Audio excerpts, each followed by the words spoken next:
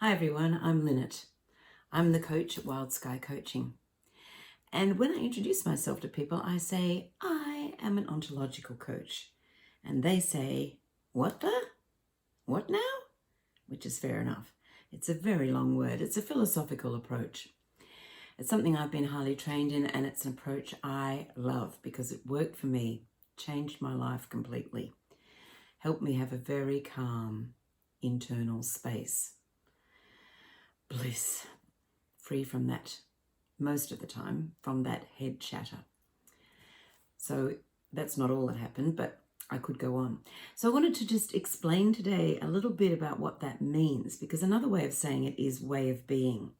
And it's an approach which looks at human beings in a particular way. Here's a diagram, a way of being diagram. So you can see there are three circles, three aspects of being human that this approach focuses on.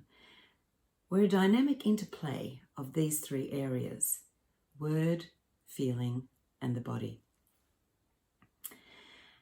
Essentially, first of all, word, language. We're always talking, always using words, not just to describe the world, but to create it, to explain it, to make stories, to make sense of it. We're always in conversation.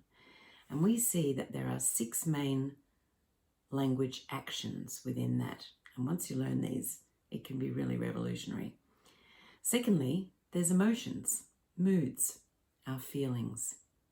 Being human, we are always in a mood of some kind. Some are useful, some are not so useful. But there are 6 basic moods of life. And then there's the body. This is not an area that the Western tradition pays much attention to in the education system particularly. We think of ourselves really as the body being a way of carrying the brain around, which is the most important part. But the body has its own intelligence, and it's really useful to be able to listen to it and hear what it's saying to us. It can really be a great guide. So why is it important to understand the dynamic interplay of these 3 areas and how our way of being happens or exists? Well, it's because sometimes things aren't working for us and we want to make a change. And I don't know if you've ever noticed, but change is quite difficult when you're not all on board. If your whole way of being isn't with it, it probably won't happen. You can talk about it, and that won't be enough. You could just feel it, and that probably won't carry you there.